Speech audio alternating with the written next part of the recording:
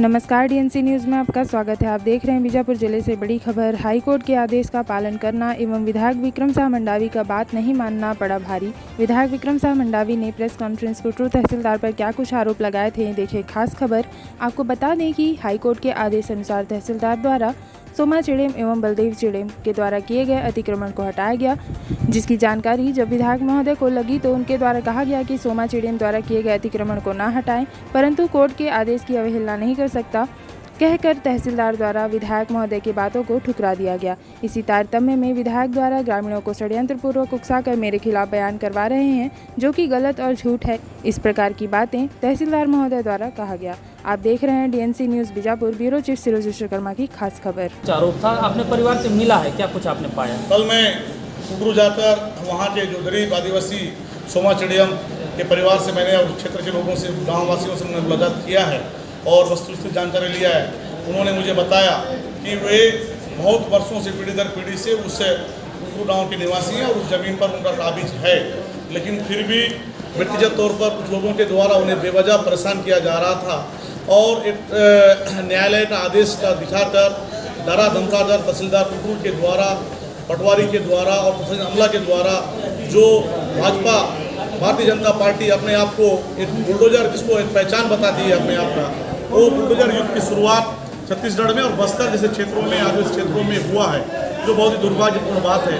एक गरीब आदिवासी जन के ऊपर बुलडोजर चलाना, इससे बड़ा दुर्भाग्यपूर्ण बात और क्या हो सकता है। आप क्या कार्रवाई की मांग करते हैं इसमें? बिल्कुल उस जो गरीब आदिवासी की जमीन उसे वापस मिलना चाहिए, वहाँ पर वो घर बनाए, अपना जीवन यापन जैसे उनका चल रहा था वहाँ पर चलना चाहिए। ये मांग हमने प्रशासन से किया है और लगातार उस क्षेत्र के ग्रामीण भी कर रहे हैं।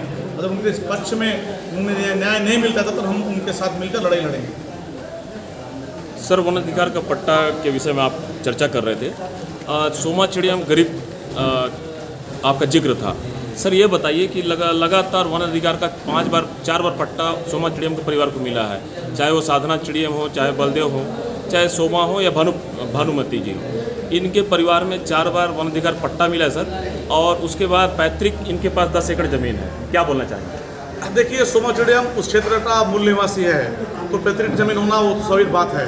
पहली बात, सोमा चेड़ियम के 3 लड़के हैं और 3 लड़कियां हैं, तो बड़ा उनका एक परिवार है और जो भी उस क्षेत्र का निवासी होगा, जो वन अधिकार वन भूमि में काबिज होगा, उन्हें नियमता वन भूमि पट्टा मिलेगा, पहली बात। और उसी परिप्रेक्ष्य में उन्हें पट्टा मिला, इसमें कोई बड़ी बात नहीं है।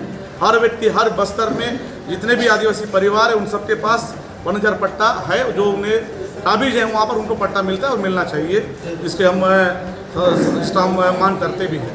और रही बात जिस तरीके से भाजपा के लोग, भाजपा पार्टी ये प्रचार कर रही है कि आदिवासी करोड़ों के जमीन के मालिक हैं, मैं उन भाजपा के नेताओं से पूछना चाहता हूं, आप उन गरीब आदिवासियों का तो हिसाब करने जा रहे हैं, उनके ज़मीन का हिसाब कर रहे हैं, लेकिन कभी अपने भी ज़मीन, अपने भी संपत्ति का हिसाब उनको बताइए कि आपके पास कितना संपत्ति है, आप कब से उस ज़मीन पर काबिज हैं, जिस ज़मीन में आपने कब्जा किया है, क्या उस ज़मीन का आपको पट्टा मिला है, आप यहाँ पर कब से निवासरत रह रहे हैं, क्या ये भारतीय जनता पार्टी के नेता बता पाएंगे?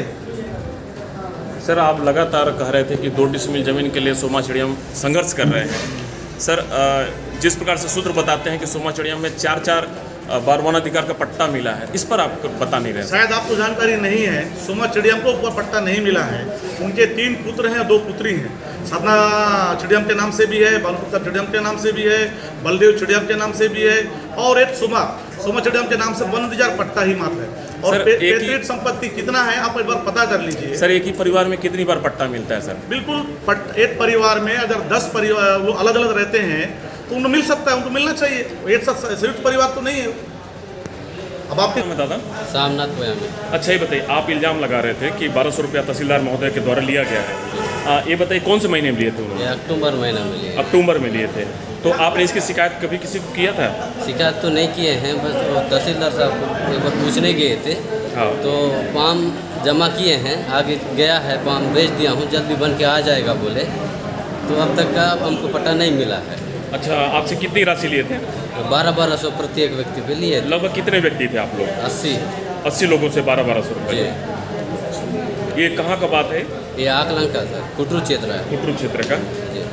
क्या है कि विधायक महोदय ने जो आज भारी संख्या बल लेकर के जो शिकायत किया है, इस संबंध में मैं कहना चाहता हूँ कि अभी मंगलवार को जो झोपड़ी कुटरू में तोड़ी गई है हाई कोर्ट के आदेश से, हाई कोर्ट जो है 2017 में दयानंद चौधरी को धारा 248 के तहत कार्रवाई करने के लिए तहसीलदार को आदेश दिया था, भैरमगढ़ तहसीलदार को। लेकिन अभी वर्तमान में तहसीलदार कुटरू यानी कि तहसील कुटरू बन चुका है बीजापुर में, और उसके तहत पूर्व में कार्रवाई कई बार कराने के लिए, उसको अमल कराने के लिए दयानंद चौधरी विधायक के पास गए और जनपद सदस्य के पास गए, कई लोगों के पास गए, पंचायत में गए, कलेक्टर के पास गए, लेकिन उनका कोई सुनवाई नहीं हुआ, ऐसा उनका कहना है। ऐसे उस समय भी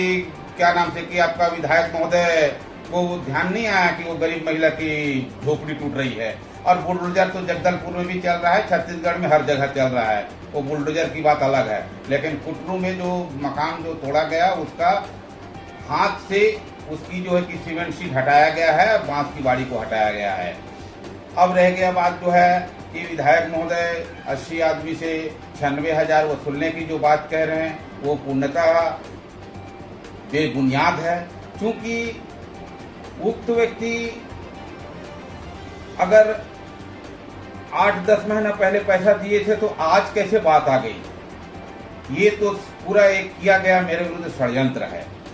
और कुटरू गांव में जो मकान तोड़ा गया था उसको विधायक महोदय बार बार गरीब आदमी कह के हर जगह पेश करते हैं। वो गरीब आदमी को उस सोमा चिड़ियम को 5 एकड़ का पट्टा है वनाधिकार का, उसकी पत्नी के नाम से 5 एकड़ का वनाधिकार का पट्टा है, उसके पुत्र के नाम से 5 एकड़ का वनाधिकार पट्टा है, और उसके जो पुत्र पटवारी है उसकी पत्नी के नाम से 5 एकड़ का पट्टा है। इसके अतिरिक्त उसका पैतृक संपत्ति भूमि जो है वो 10 एकड़ है, तो 30 एकड़ भूमि होती है। 30 एकड़ इसके अतिरिक्त उसके पास जो है घर में ट्रैक्टर है और कई प्रकार की यानी कि पूर्व का उनका मकान भी है। तो कैसे गरीब हो सकता है? इतना धान जो है कि सरकार के पास ले जा करके लाखों रुपए का बेचता है आपका सोसाइटी में, धान उपार्जन केंद्र में। तो ये मेरे विरुद्ध विधायक महोदय द्वारा मेरे विरुद्ध एक षड्यंत्र रचा गया है। क्योंकि विधायक महोदय झोपड़ी तोड़ने के लिए मुझे मना किए थे फोन करके, उनका फोन का रिकॉर्ड आज तक मेरे पास सुरक्षित रखा हूं मैं, क्योंकि भविष्य में काम आएगा। वो जो है कि मुझे मना किए थे कि आप मत तोड़िए और इस प्रकार की कार्रवाई मत। लेकिन मैं विधायक महोदय की बात को मानूं या हाई कोर्ट की जस्टिस जो झोपड़ी को 248 के तहत कार्रवाई करने का आदेश दिया था वो सही है, उसको मैं मानूं या विधायक का? ये विधायक महोदय अच्छी तरह समझते हैं कि मैं हाई कोर्ट के आदेश और शासन के आदेश का पालन किया हूं। एसडीएम साहब ने मुझे जो